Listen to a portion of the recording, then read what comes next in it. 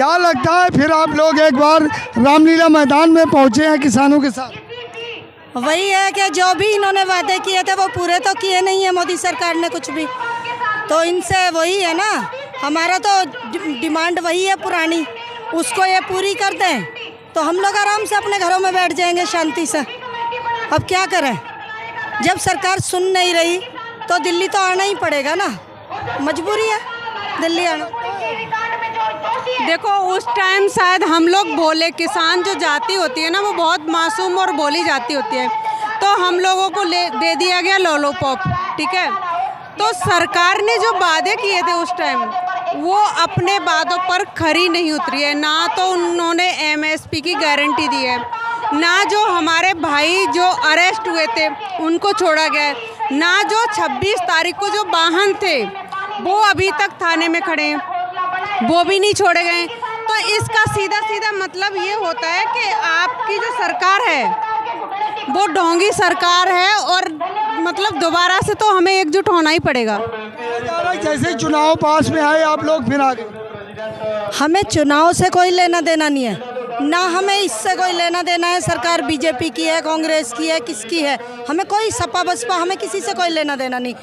हर किसान को मतलब है अपने फसलों की एमएसपी जो है प्रॉपर मिले, गन्ने का पेमेंट टाइम से देते रहे। ये जो इन्होंने उस समय वादे किए थे जब बॉर्डर पे 13 महीने किसान बैठा रहा था, तो इन्होंने बहुत सारे जो है उस समय वादे किए थे ना किसानों से, लिखित में भी दिया था, लेकिन इन्होंने कोई वादा पूरा नहीं किया। ना तो किसानों की मांगें बढ़ गई हैं। नहीं, हमारी मांगे कोई नहीं बढ़ी है, जो हमारी 2 साल पहले मांगे थी आज भी वही है। अगर एमएसपी की गारंटी देते, जो हमारे केस लगे थे सब पर, किसान जितने भी बैठे थे सब पर केस लगे हुए थे, उन केसों को माफ़ कर दे, और जो हमारे आज तक जो वाहन वहाँ पर खड़े हुए हैं वो छोड़ दे, और जो हमारे भाई अभी भी कुछ लोग अभी भी वहाँ पर जेल में पड़े हुए हैं उनको छोड़ दे, एमएसपी की गारंटी दे दे, जो हमारी मांगे हैं वो पूरी कर दे। हमें क्या मतलब है, हमें कोई घर से फालतू कि ये चेतावनी है, तो आगे क्या माना? बिल्कुल दोबारा से सड़कों पे उतरना पड़ेगा। अगर इसी तरह से सरकार करेगी तो दोबारा सड़कों पे आना पड़ेगा, क्योंकि बार बार इस तरह से थोड़ी होगा कि ये एक लॉलीपॉप दे देंगे, बहका देंगे, झूठ बोल देंगे और हम लोग घर जाते रहेंगे। दोबारा से आएंगे, फिर आंदोलन होगा, क्योंकि ना तो मुकदमे वापस हुए, आप लोग देख ही रहे हो ना कितना समय हो गया। जो वो बिल थे इन्होंने जो है जिस तरह से घरों में भेज दिया था किसानों को झूठ तूफान बोल के, तो इन्होंने तो एक भी चीज़ पे खरे नहीं उतरे। तो ना तो हमारे गन्ने का पेमेंट हो पा रहा है, टाइम से भी नहीं हो रहा है, और गन्ने के रेट भी नहीं बढ़े। मज़े की बात तो ये है, ये पहली सरकार है जो गन्ने का कोई पेमेंट ही नहीं बढ़ाती है। 24 के बाद सब ठीक ठाक हो। जब अभी 10 साल में ठीक ठाक ना हुआ तो 24 की किसको गारंटी है? क्या गारंटी है? जो इन्होंने गारंटी दी थी जब हमारे किसान भाई बैठे थे कि हम सारी शर्तें माफ़ कर रहे हैं, सारी शर्तें आपकी मान रहे हैं और हम माफ़ी मांगी, और बाकायदा हमारे जो पीएम साहब है उन्होंने माफ़ी भी मांगी, मगर वो उन शर्तों पर कितना खरे उतरे? 1% भी नहीं, 1% भी नहीं। अगर वो खरे उतरते तो शायद हमारे भाइयों को और जो मेरे पिता हैं उनको यहाँ एकजुट होने की ज़रूरत नहीं पड़ती। असल में है क्या, ये जुमलेबाजी वाली सरकार है, इनको झूठ बोलने की बहुत पुरानी आदत है। ये मतलब जनता के लिए कुछ करना ही नहीं चाहते, किसानों के ही नहीं, मजदूरों के लिए ये कुछ नहीं कर रहे। आम इंसान इनसे इतना परेशान है जिसकी कुछ हद नहीं। बेरोजगारी बढ़ती जा रही है दिन पर दिन, युवा सारा सड़कों पे बेचारा उतरने को तैयार बैठा है। तो ये कर किसके लिए रहे? किसानों को इन्होंने बर्बाद करने की प्लानिंग करी रखी है, क्योंकि विकल्प भी तो नहीं है मोदी का। नहीं, विकल्प तो चलो, विकल्प क्यों नहीं है? हमारे किसान भाई का इस लायक है नहीं क्या? मोदी जी क्या पिलाए, वहाँ से टपके थे, वो भी एक इसी फैमिली से, मगर अब नीयत कहते ना, मैं तो शुरू से बोलती आई हूँ कि वो तो 2 पैरों की सरकार है, ठीक है। ये राहुल गांधी भी आप लोगों को भरोसा था। सुनो सुनो सुनो सुनो, राहुल की बात ही नहीं करती। मैं ये कह रही हूँ, ये दुष्प्रचार भी तो इन्होंने ही करवाया, आरएसएस वालों ने और बीजेपी वालों ने, कि मोदी के अलावा विकल्प नहीं है। क्यों? जब तक मोदी जी नहीं थे देश में सरकारें नहीं चल रही थी, या देश में पीएम नहीं हुए थे मोदी जी से पहले कोई। ये दुष्प्रचार है इन्होंने ऐसा शो करने का कोशिश किया है, लोगों के दिमाग में ना ये भ्रम डालने की कोशिश की है, मोदी जी नहीं तो कौन, अरे बहुत सारे हमारे घर में लोगों को कि मोदी जैसा प्रधानमंत्री मिला। गलत। किसको भ्रम है? ये भ्रम है किसको? हम लोग जो है इतने लोग यहाँ इकट्ठे हुए हैं, पूछ के देखना जरा, एक भी व्यक्ति मोदी से खुश है क्या? एक भी व्यक्ति नहीं चाहता कि मोदी पीएम बने।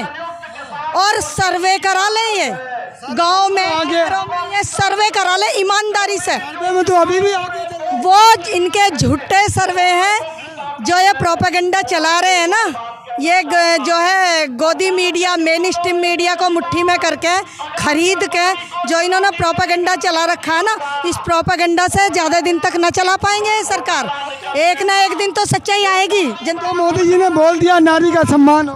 कौन सी नारी का सम्मान हो रहा है? कौन से जितने रेप केस बच्चियों के हुए, क्या उनकी सुनवाई हुई? क्या उनको फांसी हुई? क्या मोदी मतलब नारियों का सम्मान हो रहा है? आज की डेट में आपको पता है, मैं दिल्ली में रहती हूँ, मैं भी अपने आप को सुरक्षित महसूस नहीं करती। मैं भी अगर रात के 11 बजे जाती हूँ, मुझे भी डर लगता है कि हाँ मेरे साथ कुछ गलत ना हो। और अभी आपने 1 तारीख को आपने देखा होगा बेटी को घसीट के मारा गया, क्या हुआ? कहाँ गई सुरक्षा इनकी?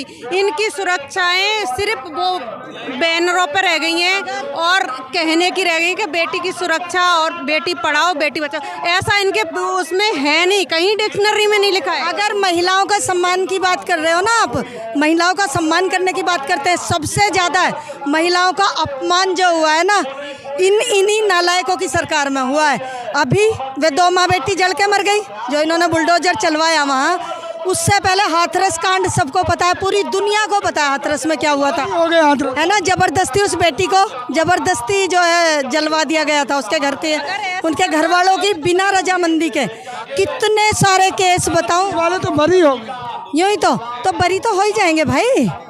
तुम एक बात बताओ, यही तो लोकतंत्र को कुचलने का यही तो षड्यंत्र चल रहा है। लोकतंत्र नहीं चाहती है सरकार देश में रहे, इन्होंने तो जो है तो मतलब वो डंडा लठ तंत्र बना लिया है कि ज़बरदस्ती लोगों को जो है वो करो, घरों में बंद कर दो, उन्हें बोलने मत दिया जाओ। हर व्यक्ति के साथ जो भी बोलता है अपने अधिकार के लिए, देखा नहीं सवाल पूछने तक पे जेल जा रहे हैं लोग, पत्रकार तक को इन्होंने जेल में डलवा दिया क्योंकि वे सवाल पूछ रहे थे बीजेपी के नेताओं से।